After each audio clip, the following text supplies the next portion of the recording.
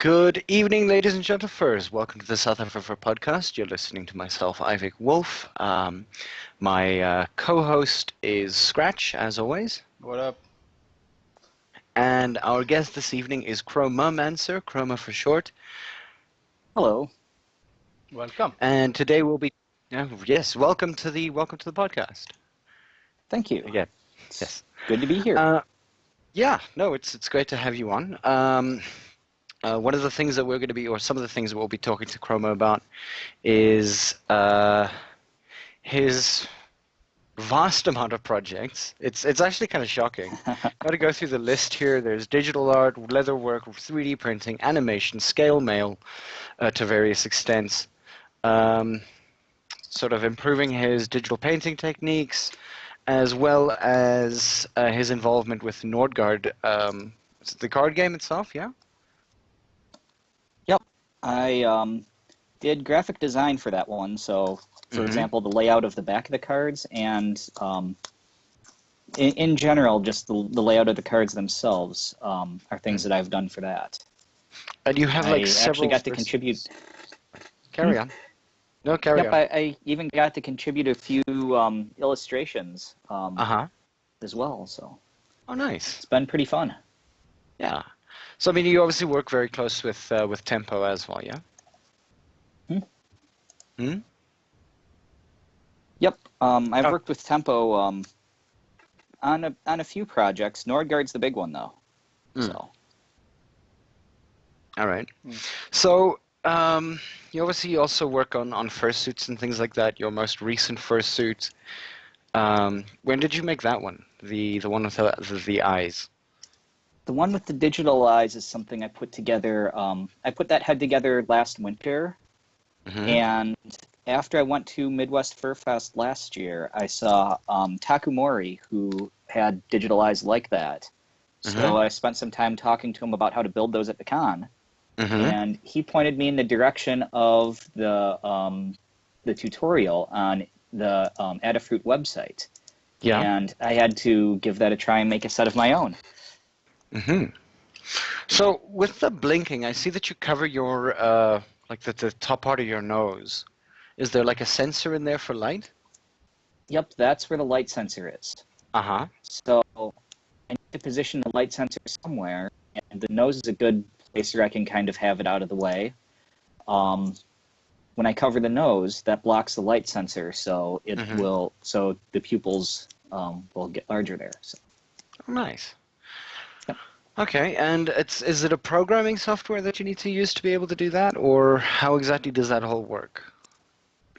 I'll post a link to the project first of all in the chat there, but basically the device that runs the eyes themselves is a microcontroller called the Teensy, and that is built into the head itself.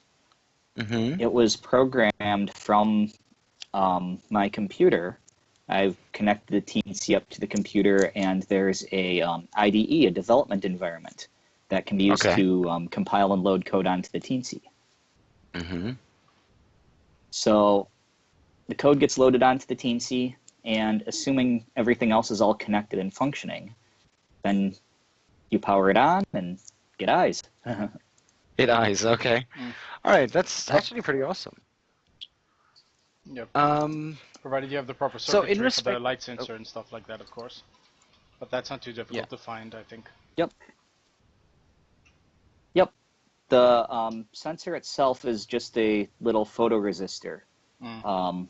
That tutorial that I posted, that you can find a link to on Adafruit, it's for people listening that don't have access to the chat. It's called Electronic Animated Eyes using Teensy 3.1, and that actually has a list of all the materials. So it even has the photoresistor listed in the materials on that site. Nice. I customized the eyes with my own image and did some little modifications like that, but that tutorial gives you an excellent start. Awesome. Definitely check it out.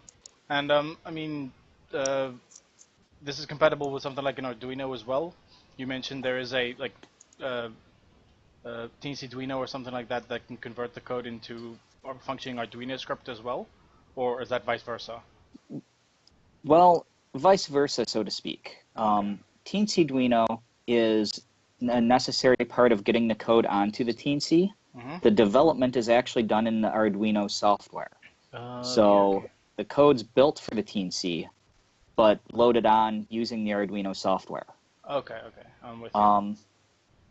Yep, when I checked into it, the Arduino actually is not as efficient in processing graphics as the Teensy. So when I was looking into it, the Arduino actually won't support the kind of frame rate you need to make the eyes look natural. Oh, damn. Okay. And you said the Teensy's price point is something like $20? Yep. The Teensy 3.1 is, or 3.2 is $20. I just got a 3.6, which is around $30, to experiment to see if I can do more with the next set of eyes I'm going to build. But the ones in the video run on a Teensy 3.2. Okay.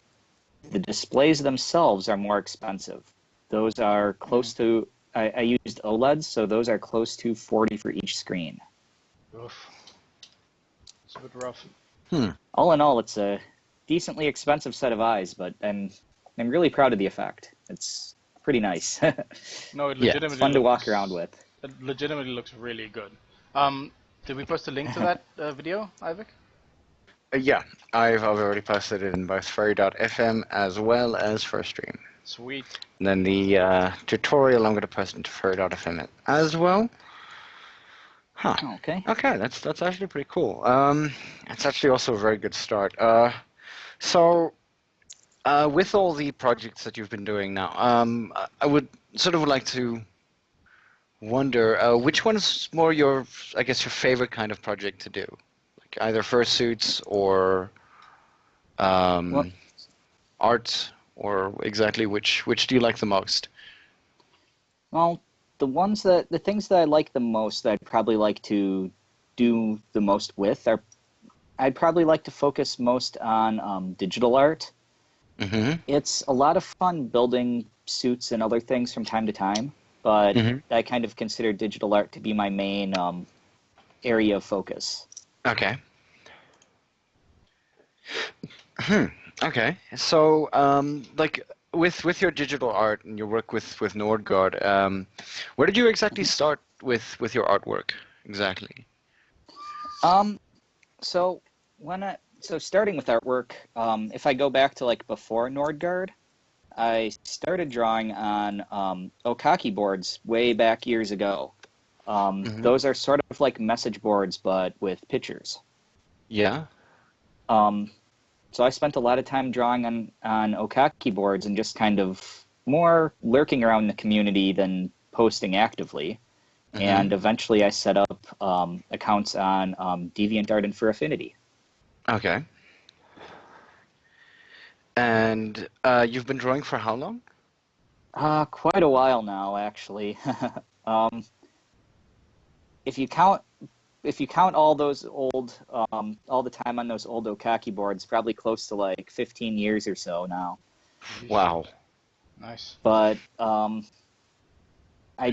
it's not my primary job, so there were a couple years that I didn't that I didn't produce as much as I would have liked. But I'm getting more into it now and trying to do more with it, and that's been a blast. It's awesome. Are you in the state of taking commissions, or is this still like a hobby first kind of thing?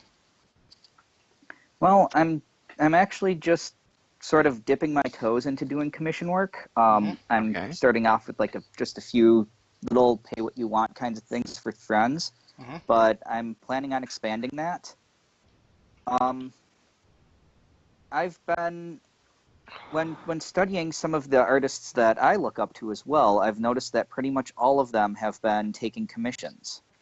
And after thinking about it, I kind of realized that can be a good way to introduce you as an artist to new ideas, because different commissioners will want different things in the piece. So I've been looking at doing that, both to save up a little for maybe to commission a suit as well, but also to expose myself to those sorts of new ideas and do more with art in general. Awesome. I think it's going to be a lot of fun. Yeah. All right, cool. That's good to hear. Yeah, it's always good to sort of expose yourself to new ideas, like you said, lest you become stale in what you're doing. Exactly. With sort of all the other projects that you're doing, exactly why, for instance, something like, forgotten the word now all of a sudden. Leatherworking and scale mail. Well, some of those, when I browse art on the internet and look at the kinds of things other people are making, sometimes I see something really cool, and I kind of weigh the option: do I save up and commission this person to build something for me, or do I try it myself and try to learn more about how they make this? Okay. And in most cases, I usually try things for myself. The artist out there that inspired me to try leather in the first place is Zarathus, who makes very interesting wall mounts and dragon heads and things like that. I'll post a link in the chat for that as well.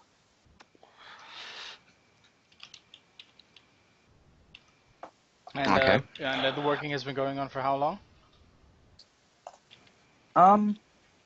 I've probably been doing a little bit of that for a few years now. I think I made the first my first leather dragon head back close to probably 2012 or 2013. Oh, cool. It hasn't actually been that long since I've started doing that. I've been kind of averaging about one a year only, but they're a lot of fun to put together. Okay. If I had infinite time, it would be great to do more with that too. Oh, if we all just had infinite time to work on our own projects. Oh, yes. Ugh, that would be awesome. All right. With the most recent one I'm putting together and the one from the video, I've been experimenting with textured leather as well, to give it a bit more interesting of a look than just flat plates. Okay. Okay, so your head is made out of leather. Yes, it is. Huh. That's pretty damn good for leather, mind you. Thank you. After looking at the style, I think it's about the right style that I'd want for a dragon suit head. So, yeah, I think it works pretty well. No, I'm sure it does. Yeah, it honestly looks really good, I have to admit. So how did you manage? What kind of paint did you use to get that coloring? On the blue one there, I used some model car paints. I went to a local hobby shop and picked out a couple of sort of pearlescent colors set aside in the model car area. The paint Seriously, was applied like pearlescent from a model car? Yes. Huh. On the next one, I picked up some interesting color-shifting paint from Rust-Oleum that I'm kind of looking forward to playing around with, but I haven't had a chance to actually do that quite yet. Okay. And that might look really cool, I have to admit. Eric? Hopefully. That's the plan. Color shifting, wow. So I was going to ask something, but I now completely phased on what it was. Go ahead without me. I'll catch up. Okay. Like when it comes to, I guess, more back to your art and things like that, what exactly sort of like inspired your style? That part's always difficult to quantify because I read a lot of fantasy novels when I was young, and I think that's probably one of the main factors. Mm-hmm. But the rest of it just kind of developed over the time that I've been drawing, and occasionally I'll see something that another artist makes and decide that looks more like how I want to draw an eye, or that looks closer to how I want my heads to turn out. Okay. So I just kind of look up tutorials on the internet and practice, and my style is something that's kind of just developed over the years of doing that. Mm-hmm. Wow. Okay, that's pretty cool. So, I see you've mentioned Zarathus here. Do you sort of look at his tutorials and things like that, or does he have tutorials? I don't believe she does. I'm pretty sure okay. Zarathus is female. I haven't really seen any tutorials from her, but her leather work was a thing that kind of inspired me to try building a head using leather in the first place. Mm-hmm. It's pretty neat to see. Yeah. This just so we're clear, this is the head that's displayed in the video, right? The one with the eyes. Or... The one with the eyes is one that I've built. Okay. Zarathus is. No, I mean like the head that you built. That's the leatherwork one, that you were speaking of. With the digital eyes. Yeah. Yes. Okay, cool. That's correct. Awesome. On the next one, I'm planning on sort of using more varied techniques, and I'll probably try 3D printing the horns and using scale mail in addition to the leather for some extra detailing. Mm-hmm. So I'm thinking this next one I do might be a pretty nice step forward. Could be interesting. Oh yeah, I'm looking forward to seeing it. What did you use? What did you currently use for the horns on the current head? Those are actually some cheap plastic costume horns I found on eBay for about $10. And I've repainted them to kind of match the style of the head. Oh, nice. Always resourceful. Nice. Yep. I'd imagine making that something like that out of like modeling clay, or those like quick bake or air dry clay must take quite a bit of material. That and making horns out of clay like that would also be a bit more fragile and heavy. No, true. So that's why I kind of went with plastic. Oh yeah, that makes sense.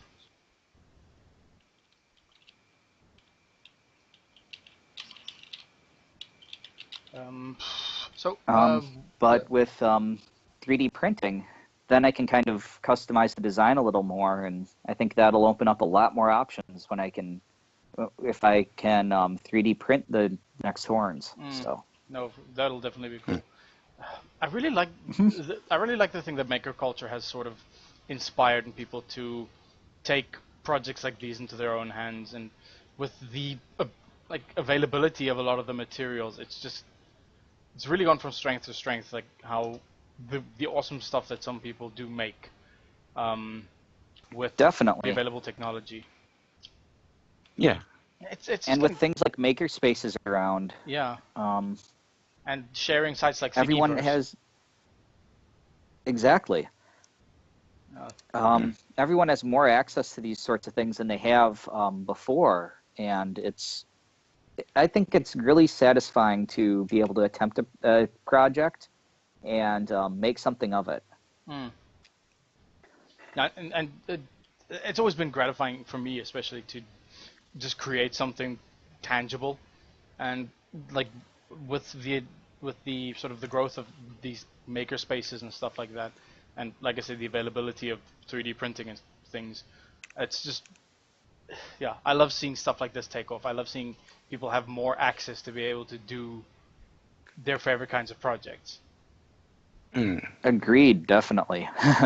But I mean, and obviously with that, like, and I mean, Scratch sort of mentioned the entire idea of like, or asking whether you wanted to do commissions at some point. I mean, obviously your work is pretty high quality already at this point. So I mean, like, it's very viable that you actually do that, I guess. Have you? I mean, like, I know that you're sort of dabbling with it now, but I mean, is that sort of like the end goal at this point, or how are you going to go about doing that? Well, I think it would be really fun to do some because, and like I said, because I think that would be a great way to do more and just grow as an artist. It would be really fun to get more involved with the community. That way I could do things like attend more cons, and essentially the more involved I get with art, the more fun of an adventure it is. No, yeah. The reason why I haven't done many commissions, or I haven't done commissions before, was for a while after college I worked as a engineer for a while, and when I was working as an engineer I didn't have much free time at all. Preach, brother. Yep, I was able to do a little bit of art but not much. Now I'm helping support our family business here, but it leaves me with more free time and flexibility as well, so I can do more with art. Oh, nice. And all right. I'm actually enjoying this quite a bit more. What does your family business do then? We repair computers and devices, specifically the Apple ones. So at work I do things like I fix a lot of broken glass on iPads. There's a market for that.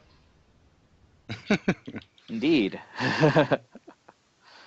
Actually, now that I think about it, someone who I was in residence with back in university started up a local, like here in South Africa, started a local Apple repair shop himself, and it's essentially like branched out to different big cities around South Africa recently. So, yeah, like I said, there's a market for stuff like that. Indeed. They make some nice hardware, but it's always good to have a way to repair it or maintain it. Yeah.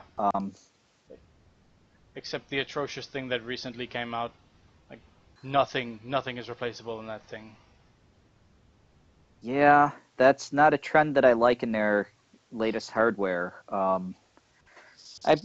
My main computer I use for art is actually a 2009 MacBook with a tablet screen modification. But with the latest MacBook Pro systems and things like that, they're much less flexible internally, and everything's basically attached to the main logic board. Yeah. Can't even upgrade the memory in most of the new ones. Yeah, or the hard drives. It's a little bit, yeah, like I said, it's a bad trend. So like they're making the idea of planned obsolescence even more overt. But they're so focused, I think, on presenting their experience that they make everything as thin and light as possible without factoring in any sort of like repairability or maintenance. Or even usability in some cases, because getting rid of the USB-A ports, as bold as you want to call it, it's a dumb move. Yeah, that's just me. And it's a little frustrating for me as well, because when I started working with these was back when their systems are much more customizable, back in the age of like the G4 towers and things like that. So it's kind of frustrating to watch them go through this shift in design strategy. Yeah. Wouldn't even really call it design strategy. I think it's more just forcing stuff down people's throat and selling more adapters. Yeah. It's like it's like they took the idea of what Steve Jobs kind of wanted and sort of screwed around with it a little bit. Dude, Steve Jobs is spinning in his grave right now. Like, not turning. Yeah, spinning. I'm sure he is. Yeah. I mean, and you know what the weirdest thing is that like, and I'm gonna ferret for like 15 seconds here. Gonna. We Hmm. started watching Robots recently, Hmm. like the movie. Oh, the old Yep. Pixar movie. With Was it Pixar or yeah, DreamWorks? I don't remember. I don't actually. Was it DreamWorks or Pixar? DreamWorks. Okay. Yeah. Anyway. And it's kind of awkward how sort of accurate it actually is to somebody like taking over after the original creator either decided to walk away or passed away or anything like that, and then they're just like, okay, cool, we're gonna monetize the shit out of this. Let's do that. That is kind of scary now that I think about it. Yeah, Quite spot on. Hmm. and I don't know, like I mean, and it's I guess one of the things that we can probably ask you is, you know, I mean, we talk about creator culture. The two of you have spoken about creator culture now, um, and sort of with that idea of creator culture and people beginning to create new things and do new things with what we have. Um, is it awkward to think that a lot of people are actually just instead of maybe doing it because they enjoy it, which is something that you seem to be doing, and rather just making money off of something that they enjoy rather than doing something to purely make money off of it?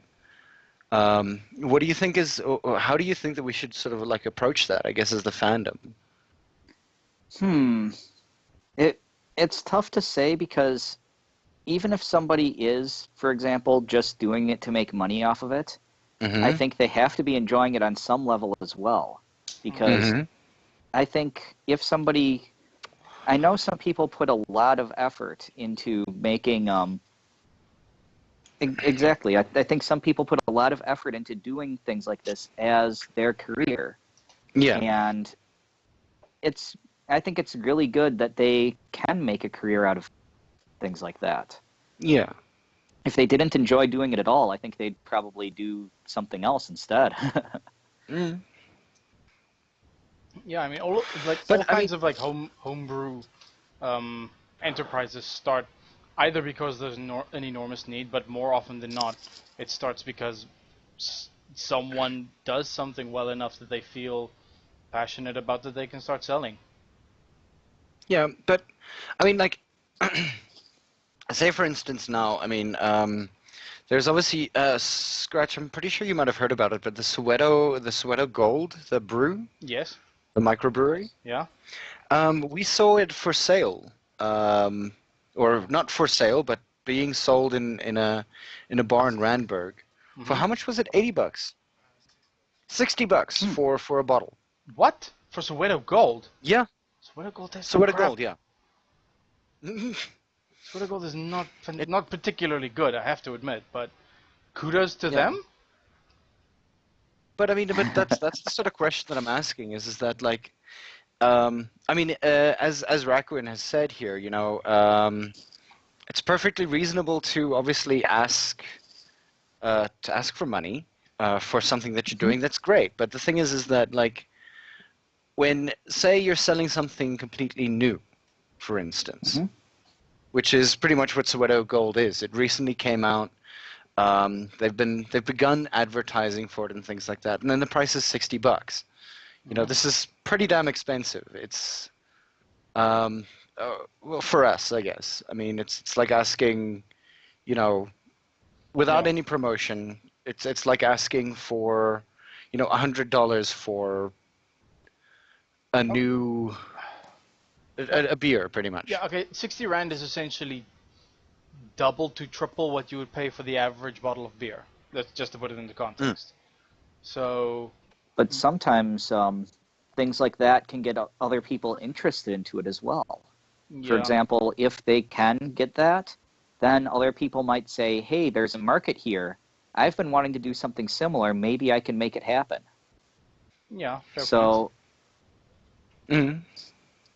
sometimes things like that aren't um, necessarily a bad thing either. That can help the market grow, and it can help new people get involved. Oh yeah. You make a good point. I don't know, and look. I mean, I understand that to a large extent, I think, but one of the things is that now, obviously, like I work as a lecturer for a private institution, for instance, Mm-hmm. and I mean, I asked, at one point during one of our meetings, like, why is it so expensive, for instance? And Mm-hmm. they literally said, well, our business model is people with um, large amounts of money. We're not looking at the general populace. And I was very, very upset with that because that doesn't. I guess it's just my Mm-hmm. my mentality. Your socialist But tendencies. yes, my socialist tendencies. If you really want to call it that, yes, my socialist tendency. Um, in that, like, Well, if you're going to sell something and you're starting out, why is it that you would rather go for a higher price than a lower price? Like, for one, you've got exposure versus the other, where people may not necessarily be willing to spend X, Y, Z on it, especially if they don't necessarily know the quality, like, say, a beer. one of the things that I've been seeing in some of the art chats that I'm in recently is just one of those simple economic supply and demand curves. Because if they're just starting out, they might not be able to, if they sell at a low price, they might not be able to produce, they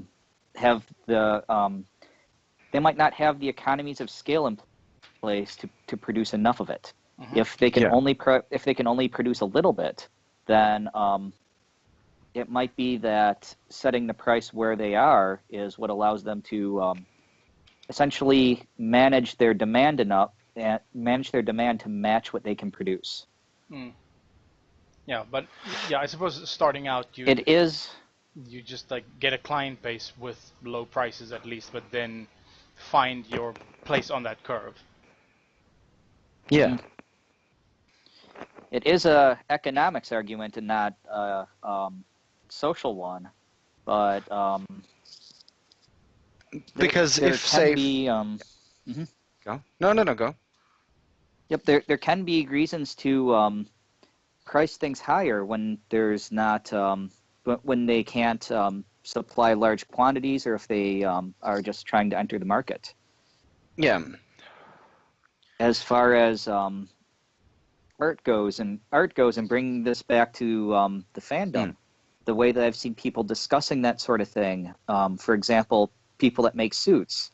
If someone can make, say, one suit a year versus 10 suits a year, the person that you do want to price higher for higher quality, of course, but setting price is also a way that you can manage. Like, if someone can do, say, 5 suits a year, and the price is very low, and everybody wants something from them, then their customers will get frustrated because only a few will be able to actually get slots, or they may have to wait a very long time. Yeah, that makes So sense. there are sort of arguments to do it either way, but there's not really anything wrong with I don't think, with pricing it high. It's just, if people decide it's not worth the money, it's a risky strategy. Yeah. But I mean, that's my counter argument for that. I mean, if enough people like Scratch are around who say that, say, Soweto Gold is bad, and since a lot of the marketing is generally done through word of mouth, somebody mentions Soweto Gold and another person says, because I haven't had Soweto, I think I have had Soweto Gold, but it was on draft, so I'm not necessarily sure what the can would be or sounds like or tastes like. Yes, the can will sound like something, especially if I don't know. Quality can be, yeah. No, I don't like that sound. I don't like that can. I'm not going to drink it. But it's that kind of sort of ideology with what's going on there is that, like, if it is going to be bad quality, or if there's enough people who say that it's bad quality, especially for the price that they're selling it at, that kind of, I guess, ruins the market idea. Yeah, that does shoot themselves. They do shoot themselves in the foot with that. But I mean, yeah, it's It's sort of a risk reward kind of thing, I would say, because if you price it at that point and word gets out that your beer is crap, then I mean, risk was not managed, and experiment failed, kind of thing. Yeah. Yep. Then you have to adapt. We actually have a sort of a mention here that sort of, I'm not sure if this question is for me or not, but how can you validate a price of 3 to 4 times higher for a consumable where art or suits are more of an investment? Yeah, fair point. That part is tricky as well. Because I mean, like, people are willing to pay an X amount for X type of quality. For instance, I mean, we have like a whole bunch of suit makers out there, especially in America, and I mean, like, you're looking at around about a good price of $1,000 to $2,000 for a suit. In South Africa, that's insanity. There's practically no way that a person can spend, and I mean, like, the average salary here is literally the price of a suit. And I say the average salary. In fact, it's about 6K more than the average salary. Yeah. So it's a little bit unobtainable for us, to say the least. Yeah.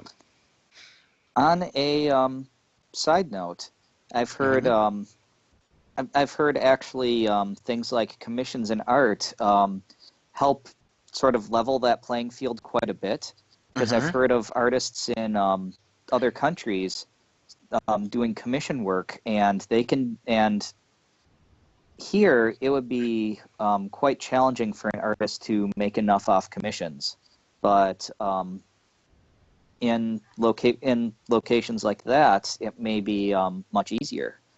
No, that's definitely a thing. I have a friend who's quite a gifted artist here in the Western Cape, who's essentially buying himself a new computer almost solely off of commission work, and that's quite, like, he's not well-to-do in his day jobs, but I mean, having that additional income is such a boon, seriously. And everyone pays in dollars because his work is essentially on par with most US artists, and his market is there, so he can charge dollar prices, like US related prices. Yep. Yeah. The internet makes location far less relevant. Of course. Yeah. Especially for almost, let's say, easily transported goods and services, like commission work and whatnot. I mean, like, for instance, with the leather work that you do on your head, I mean, how much do you think would be a good going price for that, for instance? Oh, I have no idea there. I'd have to do more research to price that properly. Any idea what the leather materials would be, at itself, least? Yeah. The leather itself, if I get a textured half shoulder of leather at the place that I purchased this is called Tandy Leather, and they have some physical stores in my area where I can go and take a look at their shoulders and basically cuts of leather and pick out a good one. A half shoulder of it is roughly about $60, and I go through probably about 1 to 1.5 of those for the leather of the head itself. Oof. So it's actually not as expensive as what many people assume, but it's time intensive. Yeah. Yeah. Most of the leather work you see, the price component in most of the leather work you see is primarily labor. Yeah. I would imagine that's not, it's not like sewing. That shit's tough to work with.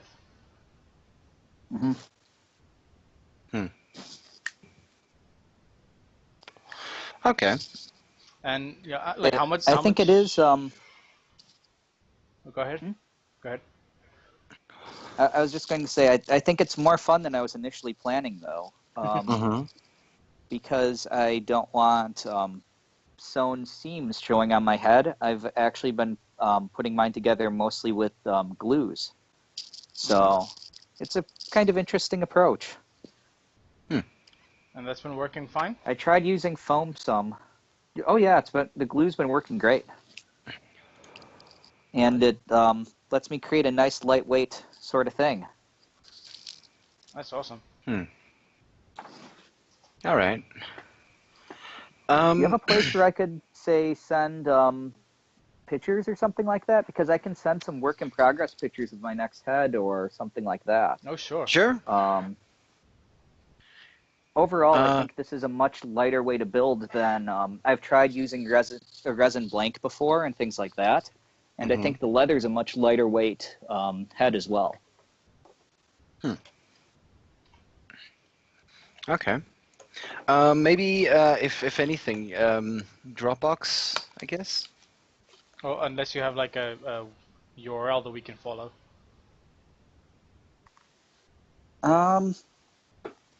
Not yet for these. Well, let me put some of these in a Dropbox shared folder while I'm talking here, and Sure. I'll have some shortly. All right, then we can just you can just send a link from there. I suppose you can private link Dropbox things, the Dropbox file. Yeah. Yeah, and then I don't know, if we maybe just keep it live for about 2 weeks.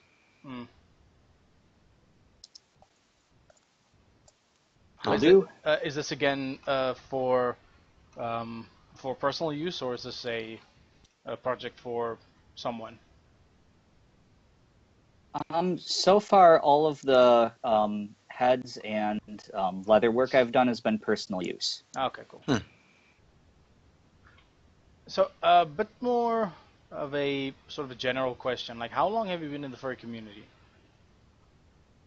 That's where I was saying it's a little bit more difficult because I spent quite a while lurking. I started probably going to offline events maybe around 2010 or so. Okay. But I've been on the internet much longer than that, of course. Haven't we all? And your persona, where's that sparked up from? I haven't actually decided on something that I haven't set like something that I've used specifically as a persona. Okay. So despite doing all these projects and art and things like that, I haven't actually made any character badges for myself. All right, cool. After I finish this next head, though, I'm thinking I might develop that and use that a bit more. All right, sweet. I think it could be pretty neat. Awesome. Well, best of luck for you for finishing up your next project then. Thank you.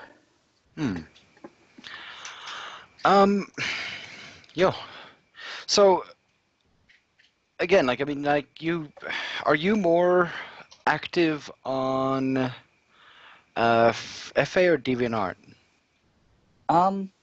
Probably FA. I'm more active on FA. I've also been using Telegram a fair amount recently for more because there's some group chats and art chats that I think are a lot of fun. Oh, cool. Okay. So I've been trying to get more involved using that as well. Like those daily challenge kind of groups, or? Like that, and there are a few art ones where people can post work in progress, get feedback. Some artists will announce in there when they're streaming. Oh, nice. It's a pretty fun way to just communicate more with everyone and get more involved. All right. Anyone in there that we might know? Maybe. Maybe. There are quite a few. Like for example, in there's a work in progress group that I'm in for fursuiting and construction, and that currently has 736 people in it. Holy crap! Nice. Some of these group chats can be pretty large. And pretty loud, I would assume. Do you read through all of it, or do you just scroll? Does anyone? I don't read through all of it. Does anyone ever read through all of it, Ivik? I tried when I first set things up, but I can't. Yeah, you'll 1 hour, 2,000 messages later. Screw that. Yeah. Yeah, no, they arrive faster than you can keep up. Bugger that noise. Yeah. I mean, like if all 700 were active at the same time, for instance, and each one of them sent like one message or 3 messages, you'd have to go through 2,100 messages practically. Yeah. That's a lot of people. Yeah. Usually they're not all active though, so it's Mm. not that overwhelming, but it's enough that I don't read up on everything that happens. For your own sanity. Yeah. Yeah, Mhm. definitely for your own sanity. I will agree with this. But there are some really cool things that always pop up to see in some of those. Hmm. One of the other groups that I'm in is based on electronics, Oh, nice. and occasionally I see I saw a news story recently where they actually made it as part of a Princess Luna cosplay for their child, but they made animatronic wings. Oh. And Nice. they have some information there about how the wings were put together, and it was a pretty interesting thing to read. Nice. There was a video that I saw the other day with a guy who made like a pneumatically controlled tail. Hmm. Pneumatically. Like, Very cool. wow, Yeah, nice. pneumatic. Yeah, it was pneumatic. Yeah. Yeah, air pressure. Well, must Mm. be. Huh. And it granted it was a little bit slow, but I mean, like the thing is that it's possible. Yes. I guess that's an important thing. So It's about always your fun yeah seeing these new ways to build things, I think. yeah. I see you actually have a shirt that a good friend of mine used to have. The beatings will continue until morale improves. I love that one. Yes. So, with your work on the Galmanche, I think like a lot of people know that suit quite well these days. Hmm. Now that I'm not sure if I'm saying his name properly. I apologize already. Oh, no worries. That Gilman suit I actually wore to Midwest Fur Fest this last year. So Mhm. I wore that around the con recently. Too much fanfare, I would assume. Many fans, yes. Huh. Hmm. It's a fun one to wear around, definitely. Okay. That was an interesting one to build as well because the head itself is actually just a incredibly distracting hat. I found that as the way to get the character proportions right. So I just have Yeah. a cloth mask over my head, and the head itself is the suit head itself is all just solid foam almost. Nice. Wow. Again, there's that ingenuity coming through.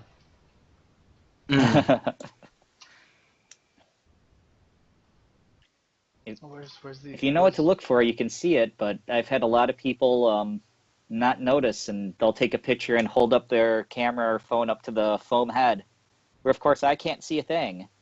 And I'll just nod and play along because I don't want to spoil the surprise. I don't want to ruin the magic. Oh, nice. That's really cool. Oops. Whoa, Ivik.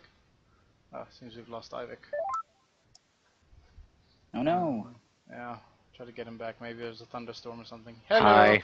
Welcome back. Yeah. Hello. Thunderstorm? Doge the internet. Damn it, Doge. Yay! It's not damn it, Ivik for once. Woo! No, you told me he killed the internet, so Yeah. No, he's busy punishment. trying to work on he's busy working on his PC right now, and he managed to touch a button. Damn Or it. he managed to touch it. He touched the internet and it died. Oh boy. Doge has powers like that. He's that poisonous. Any of you Oh my seen the God. IT Crowd? Oh, Yeah. I love that show. This is the internet. The elders of the internet touch know who I am. God, I love that show. Mm-hmm. We tried turning it off and on again, Of course. Who hasn't? which apparently happened, and it worked. Oddly enough. It always works. I actually solve a fairly surprising amount of problems that way. Yeah. See, yeah, I think the best kept secret of anyone who sort of knows about computers and who is sort of into fixing computers, quote unquote, for other people, is Google is invaluable. Like most of our jobs consists of just Googling shit. Mm-hmm. Yeah, Like if there's an error I'd code, agree just with that. yeah, if there's an error code, then you Google that, see if you can find anything. Otherwise, yeah, send it to a professional. And 90% of Yeah. the time that works. Yeah. A lot of the problems are different and unique enough that they take some problem-solving skills, but usually if something weird is going on, it's probably happened to someone else out there, and using that experience can save you a lot of time. Oh, of course. So long as you're not going onto Yahoo questions or Yahoo answers, Yeah, because well, that just gets yeah, that gets weird and wrong in like the same ways that yeah. no, dude. Stack Overflow is essentially like the programmer's little prayer chapel. Like you post your question there, go to sleep, and when you wake up, there's an answer like 90% of the time. Or you just go there to Google an answer first, if it isn't there already.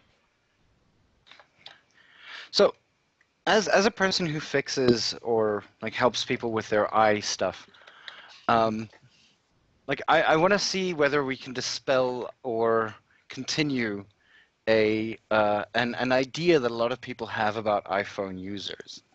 The idea of whether there's there's this perspective of, like, would this be the word to use, pretentiosity Pretentiousness. amongst them? Pretentiousness.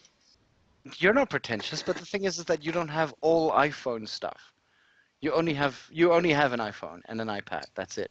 Your PC's a PC, No, not he a has Mac. a MacBook. He said he has a MacBook. No, I'm talking to Doja as well. Oh. Because as far as I know, like our graphic design studio, all Macs, and the one person who works in graphic design that we've been speaking to about this, at one point said, we don't want MacBooks. We don't want to use these things because they're terrible. Because when they break, you buy a new one. You don't fix the thing that broke. Unfortunately, that is true. Especially with the new ones. There's, a lot of the people in our company are working on iMacs, and every single, like, it's a bunch of animators and illustrators. So each one of them has the iMac with essentially a Wacom tablet replacing the mouse. And ever since I've circulated the video of the Microsoft Surface Studio around the office, like, people have started like looking where they can sell kidneys to buy that thing, because that thing looks so swanky. Yeah, but I don't know. That Surface Studio has actually made us consider if we should be looking more into those sorts of products as well. That video is slick. Yeah, that thing is slick, and the video is like very, very alluring, I have to admit. Slick. Sorry. Shut up. They basically out-appled Apple on that one. Totally. No, seriously, dude, have you seen that thing, Ivik? What thing now? The The Slick thing. Microsoft Surface Studio. Mm-hmm. Have you seen it? The video for it, at least. I have not. I'll definitely have a look at it at some point. I will send you the video for it. It's something to behold. Like I said, It's like slick. like the man said, it's out-appling Apple. Microsoft out-appling Apple. It kind of is. There's no better way to describe it. Yeah, it's impressive. Seriously. And like Apple's video for what's his name, for the MacBook Pro, was essentially, well, for what's his name, Johnny, gabbing over the new specs of the thing, and Microsoft has this like 2-minute video set to an amazing soundtrack of like all the features that this thing has, and it like blows your mind. Rather than talking about the specs, they just show video demonstrations of uses, and yeah, that's actually much more interesting. Yeah, like real world uses, and that's, yeah, like you said, it's way more interesting and way more, I suppose, relevant as well. Yeah. So good. Such a good thing. Looks so pretty. So, I mean, and you're what, 32, 34 now? 32 at the moment. Okay. I knew it was an even number and low in the 30s. Yep. So, and I'm gonna say 15 years in the fandom. Hmm. Yeah, Or around there probably. Yeah. Huh. I probably started getting more involved with things online back when I was in high school or so. Yeah. What was your initial inspiration, though? Where did the spark start? Well, like I said, with drawing on those Okaki boards, Mm-hmm. I started looking up. There was a old web comic back in the day with these 3D rendered dragons. Mm-hmm. The comic was called Dragon Tales, but it has nothing to do with the more commonly known TV show. Mm-hmm. Mm-hmm. But there was an Okaki board attached to that website, and that's probably where I started. Okay. So on these different boards that I've drawn on, they were all probably, at least 50% furry or something like that. So it was never Mhm. anything that was uncommon or strange. Okay. All right, that makes sense. Okay. And then you sort of searched around, I guess, after that? Well, I just went from board to board, and then I joined the websites and joined the sites that people that I knew were on from those boards. Mm-hmm. Cool. And then I suppose it All just right, developed that from sounds... there. Yep. Yeah, All right. yeah. It's just usually it's like, yeah, that's sort of an interesting way to, I want to say way to enter the fandom, because most people sort of enter from, I want to say a consumer standpoint, essentially like where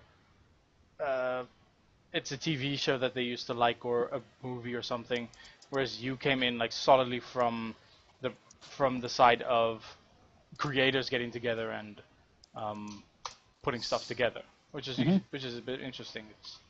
It's a different approach that we've heard up until thus far, I think. Hmm. Like immediately starting And out as a creator, which is cool. well, also with building things like those heads or suit type things, Mm-hmm. Yeah. I got more into that because, again, early on I was doing more cosplay with anime conventions and sci-fi cons. Mm-hmm. But and that was fun. But when you do anime cosplay, you're more set to picking from specific characters, Yeah. and I do like it when people cosplay a character that doesn't specifically look like them, Mm-hmm. but there's a shrinking pool of characters that I could cosplay and not be awkward. Yeah. For example, I could probably pull off a pretty good Jet from Cowboy Bebop, Oh, okay. but it would be pretty strange if I showed up at a convention cosplaying somebody like Shinji from Evangelion. All right. Yeah. No, I completely understand that. With the things like the dragon heads and the fursuiting, the character is entirely your creation, and Yeah. I think that I think they're much more interesting and fun things to build. Oh, of course. They're far more creative, and Mm. you've Yeah. got all kinds of options. Yeah, and even that, it's subject to change. It's subject to somebody to take that. Hmm. Okay. Yeah. Well, it's sort of subject to change. It's essentially you yeah, like if you lose weight or gain weight, it's not so much of an issue because the character that you would be cosplaying is not fixed. Yeah. Exactly. Yeah. You can change the character however you want. Yeah. Yeah. Yeah. Let's just say I'm not into cosplay because to put it into perspective, the only real character, like not relevant, but recent character I think I would be able to cosplay effectively would be either the Heavy from Team Fortress 2 or Roadhog from Overwatch, just to give you an idea of what I look like. Or you could play like several different characters from League of Legends. Nah, I don't play League. League is cancer. Rengar. Yeah, I don't know who that is. he's awesome. I have no idea who that is. Don't make me say that. Yeah, like I said, I don't know who that is. I don't really play MOBAs. Yeah. Look, I guess, and like cosplaying does sort of limit you, like you said, because it doesn't allow you to be anything other than that character for that very specific amount of time. Exactly. And I mean, if you get older, for instance, again, Shinji's out because Shinji is young and well shaven. It just gets awkward. Yeah, I mean, like after a day, you kind of sit there going like, okay, well, I've been here for the weekend. Do I have to shave again? Really? You're just like sitting there going like, I am playing older Shinji. Post mental breakdown. Yeah, or you could do one of those like ironic Pokemon trainer, like grown-up Ash kind of cosplays, but then it just becomes a statement. Yeah. It's much more fun to make something that's entirely your design. So. Yeah, no, completely. I mean, I guess like cosplaying sort of does take away a little bit out of creativity because you're making something for something that's already set, and it's that exactly that sort of sets apart the idea of being furry versus being, an anime cosplay, for instance, because you have so much more range in a fursuit, for instance, than God, I've got to show my face again, that kind of thing. On the other hand, the border between them is pretty fun sometimes, like wearing that Guillemon suit around conventions, because it's something that's that everyone recognizes. I've had a lot of people that were pretty happy to see that one, and it's there are some things that are kind of on the borderline between those. A while ago, I also put together a costume based on Irontail Fratley from Final Fantasy IX, and that went pretty well. I have no idea what that is. So that was a fun one too. So do I. Doge, just give me a second. Irontail Fratley? Yes, he's sort of like a rat knight. Oh, a rat knight. Yeah, they've got a race called the Brumations that are kind of like anthropomorphic rats, and he's not one of the main characters. He's sort of like a side character, but that was a pretty fun one to wear around. That was a pretty fun costume to wear around. Nice. Yeah. No, I see what you mean in like sort of in the fringes, like where the two overlap. It could be pretty fun. I think those are. Okay, he's pretty cool. When I do cosplay, I think those are more fun than the standard human characters. So. Yeah. Also, even just working from an established race, even like like dressing up as a Tauren or a Char character. But that again, I saw a really neat chocobo at Midwest Fur Fest this year. Oh, cool. How did that work out? Surprisingly well. Like an upright chocobo, or did someone actually like have the whole like player riding the chocobo with the legs? Yeah, you know the costume I'm talking about. Yep, they didn't do the chocobo rider type costume. They did just a chocobo suit. Oh, sweet. Interesting. I would actually love to see that. Do you have a link for that, perhaps? Or will that be on MFF not site? on hand. You might be able to check that site or search for people's convention photos. But yeah, the chocobo is one that I remember from the con this year. That's really cool. Yeah, the lengths that some people can go to are seriously. I'm always surprised at the kind of stuff that people can bring out in places like that. Hmm. Did you attend any of the like fursuit marches or stuff like that with the heads that you've created or the suits that you had? Or Yep. I wore my blue dragon in their this year they did this thing called the menagerie instead of like a parade, where they would get everybody together that was say like self-made or blue or things like that. Oh, And I went to the self-made, the blue, and the dragon photo shoots of that one. oh, Oh, nice. That's an So interesting. you guys had spin. very specific. They're actually very specific, like photo shoots.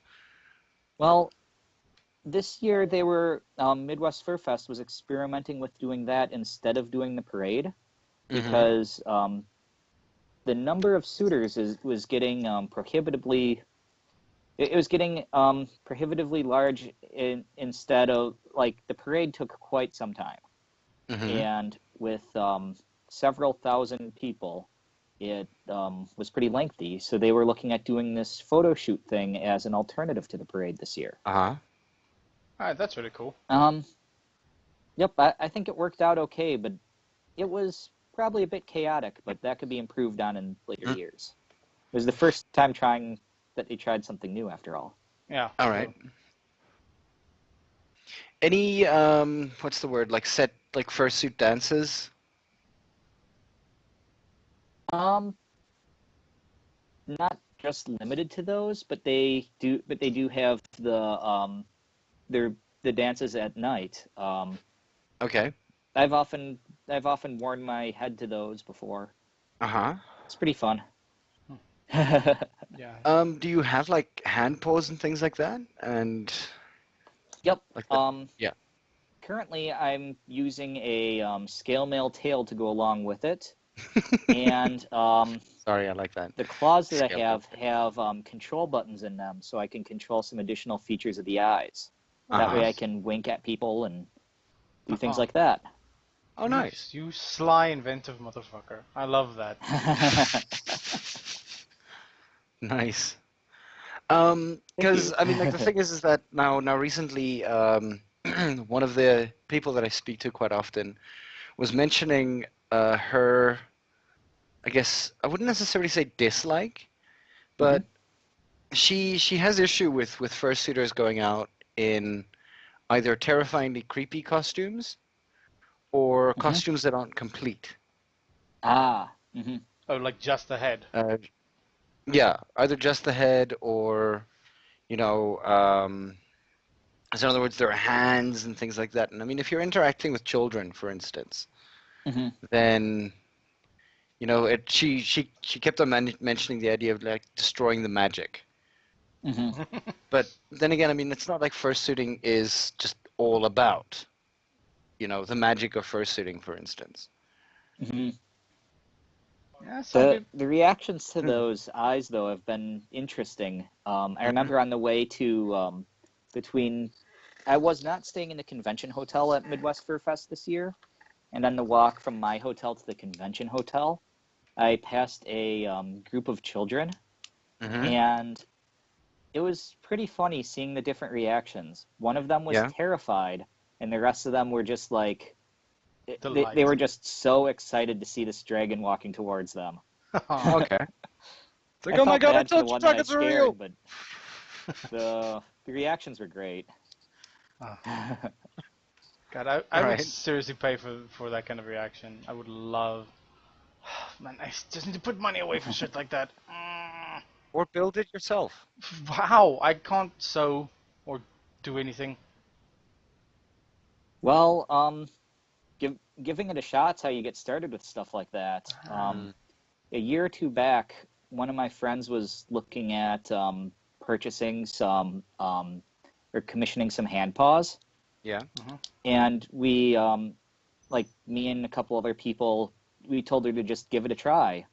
And she looked up tutorials, things like that, tracked down some fabric on the internet, and she put together a pretty nice set of hand paws. So sometimes just giving it a try, even if you don't know what you're doing, is the way to get started. Mm-hmm. Yeah. I'm always scared of any upfront costs, though, because I'm one of those people who either skip it or go completely nuts with it. So if I were to start something like this, I'm like, okay, like sewing machine, overlocker, proper like fur shears, like an enormous backlog of materials, all that kind of stuff. Like, Mm-hmm. I'm always scared of stuff like that, though, because I have Yep. bad impulse control with tackling new projects. It helps if you know someone that has some tools or materials that you can borrow. Yeah. Okay. Good point. Who do I know who does? Ask your mom for overlocker. Yeah, maybe. Actually, I do know someone who's in the anime in the cosplaying community, so perhaps I could borrow something there. Or maybe you can have her do things that you know are too difficult for you, but easy for her to make, and then make a project out of it. Mayhaps. Ta-da! Look, your problem's solved. We should talk about these things more often. Then again, she knows my predicament, alignment. She knows your propensities. Yeah, propensities, I suppose, would be the term.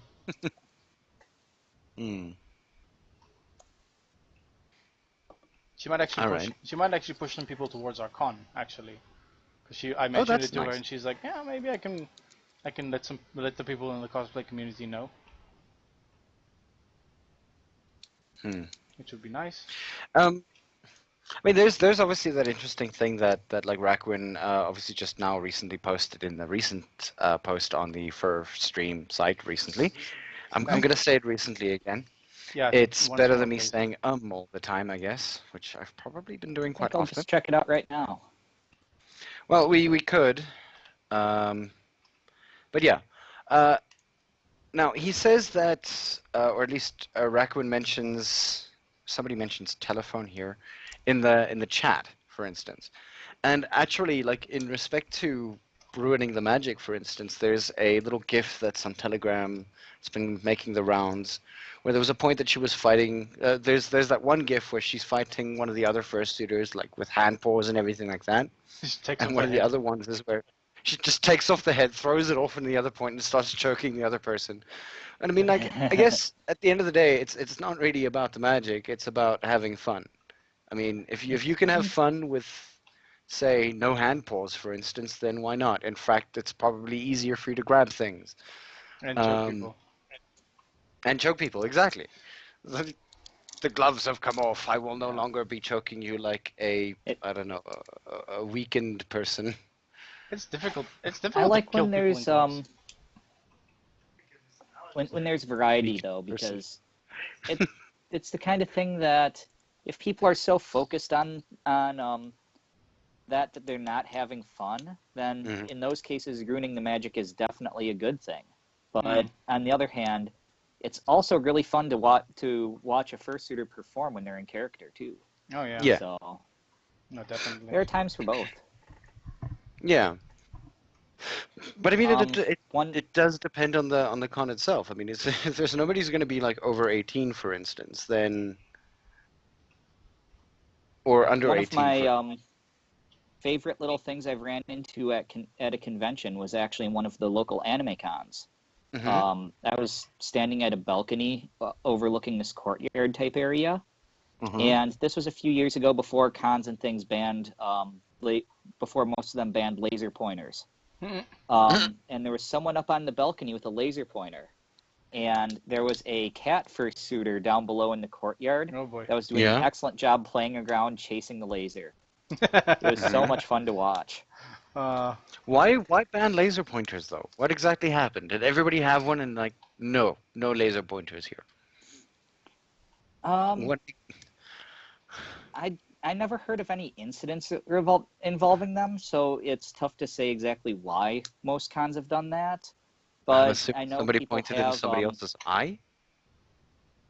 That has to have been what happened. I know people have been expressing concern about people having laser pointers at airports, because some random folks are shining laser pointers at incoming planes.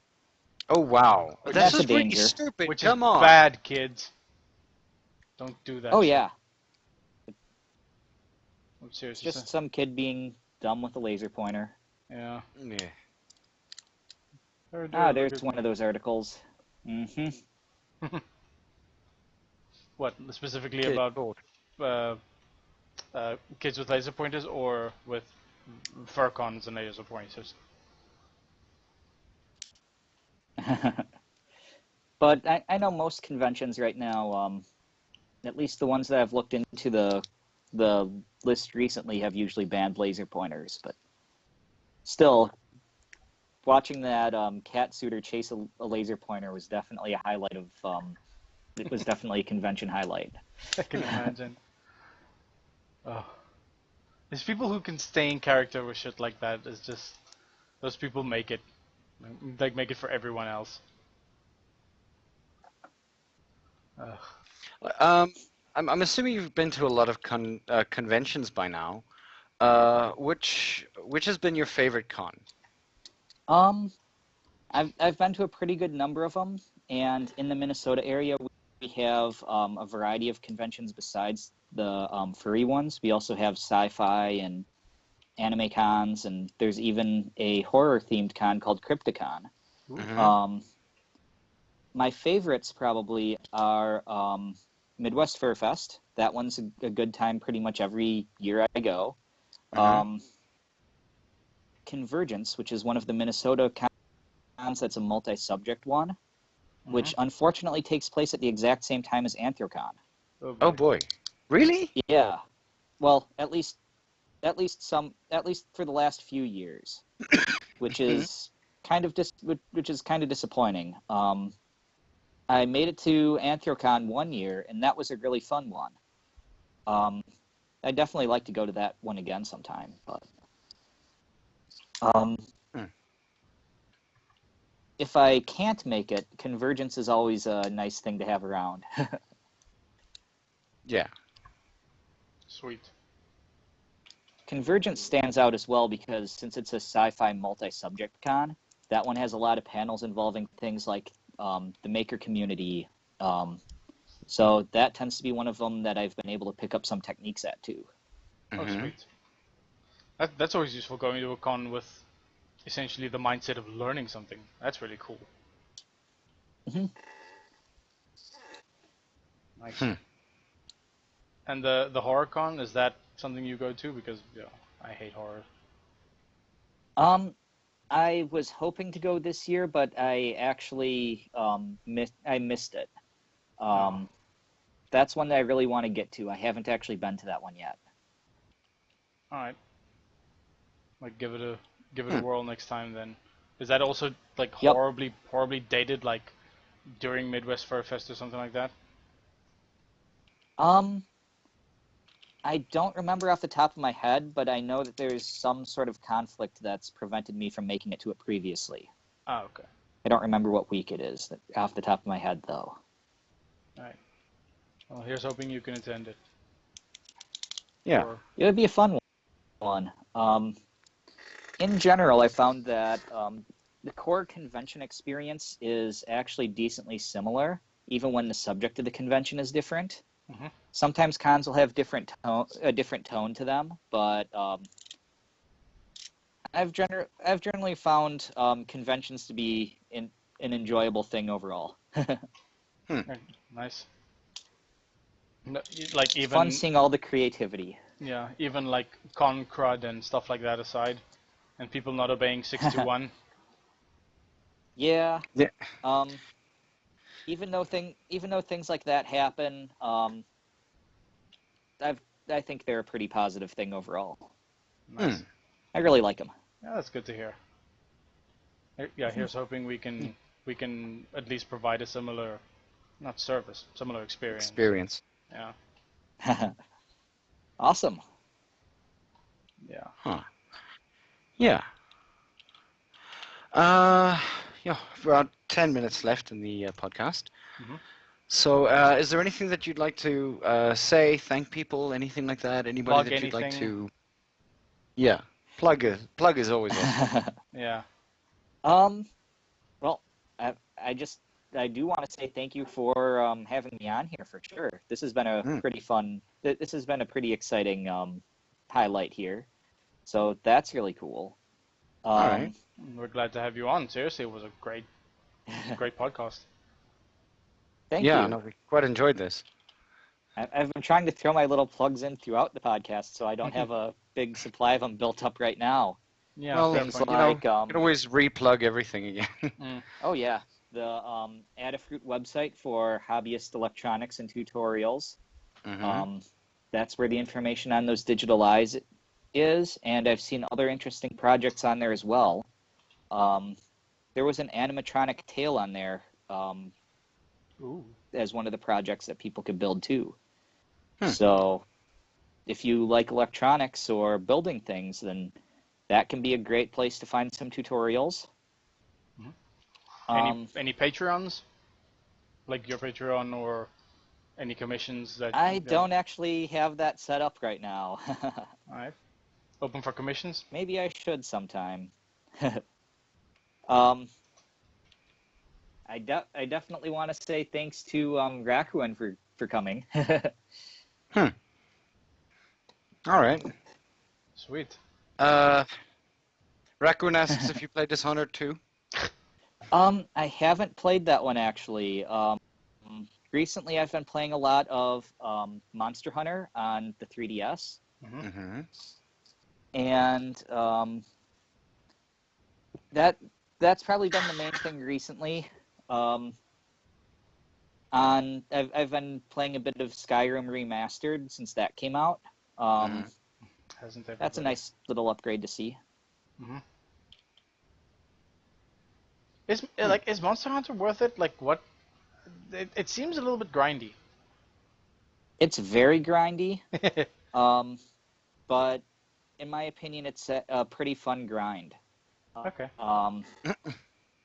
Basically, with Monster Hunter, you wind up getting used to. I think it has some really fun character designs. And you wind up getting used to like the moves that the monster can do. There's a variety of play styles for your character. And there's enough variety that I think it's pretty fun. There's actually a local meetup in my area every Thursday that I go to and do some in-person local multiplayer, and Nice. that's great as well.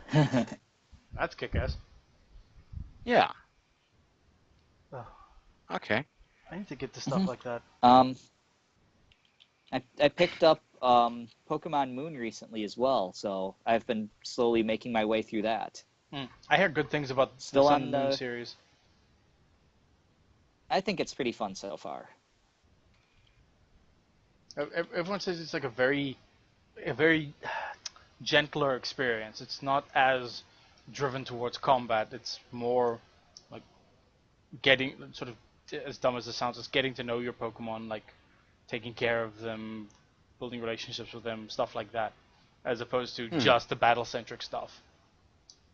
Well, what that's mainly about, there's an optional thing called Pokemon Refresh, which is, if you remember, if you've played some of the previous ones and saw Pokemon Ami, where you can like take care of them and things like that. Yep.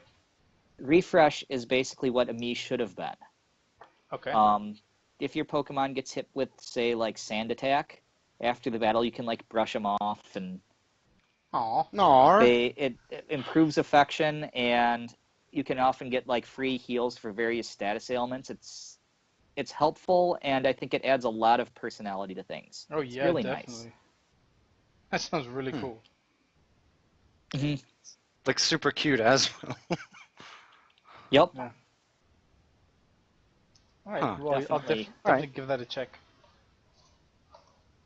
All right. Okay. I think it's time we should start wrapping up, though. Yeah. Above and beyond that, Well, obviously, I'd like Thanks to again. thank Yeah. I'd like to thank Jokutle, Brastos, Rakuen, who are on the chat on first stream. Then on the fur.fm side, Brastos again. The Old Wolf RSA, guest 253, guest 512, guest 665, guest 734. Mind and Wolfie Steelpole, who are all on chat on furry.fm side. And yeah, thank you very much again, Chroma, just for joining us. And we're really happy to have you because it's very interesting to hear some of the things you say today. I found it absolutely interesting. Obviously, also Badge is listening. Doge is listening right next to me, so shout out to them as well because I don't apparently shout out to them at all. He can they're shout never in and chat. hear you. Okay, cool. Doge, say hi. Hi. He stuck it halfway down his throat. All right. And obviously, Scratch again. Thanks for being here as well. Thank you for being the co-host. Mm-hmm. And yeah, we're gonna see you guys again next week. No. No, we're not. Is next week Christmas? Next week Sunday is Christmas. This week Sunday after that is New Year's. So 2-week break. Yeah, we're off 2 weeks. Woohoo! Vacay, motherfucker. Yeah. So we'll see you again in 2 weeks' time, at least for the podcast itself. 3 weeks' time for the podcast itself. But I'm probably gonna see. No, wait, I probably can't. There's nothing that I can do. I can do absolutely nothing. Ivek, relax. Right. That's what you can do. We will be back in the new year on the 8th of January. That sounds right. So we'll see you all then. Yeah. Have a good holiday, whatever you celebrate. Have fun. Don't drink and drive. All that cool shit. This has been our PSA, I believe. Yes. Above and beyond that, obviously, I'm going to be playing a little bit of music on fursuiting.fm's side. So those of you who are listening on First Stream, more than welcome to join us there. Raccoon's asking what guest we're having in the next 2 weeks. We just mentioned that there is no guest. But we'll see you again on the 8th with hopefully someone. Yeah. Someone who is yet to be confirmed. We will confirm them. We'll leave it a surprise. Yeah, such surprise. Yeah. It'll be a surprise to us too. Yep. Yeah, and again, thanks to Chroma. Oh, it's been a blast. Yeah. That has been a blast. We really You're welcome. Agreed. Likewise. Thank you for having me on. Awesome. All right. Have a good holiday, everybody. We shall see you into the new year. Yeah. I'm not playing Christmas jingles. Just letting you guys know. Yes. There's not going to be a single Christmas jingle in my radio show. Keep your standards high, Ivek. Doge says that he's going to fight me. I'm pretty sure he's going to win. So definitely no Christmas jingles. Okay. All right. Alrighty, guys. Cheers, everybody. Cheers, guys. Bye.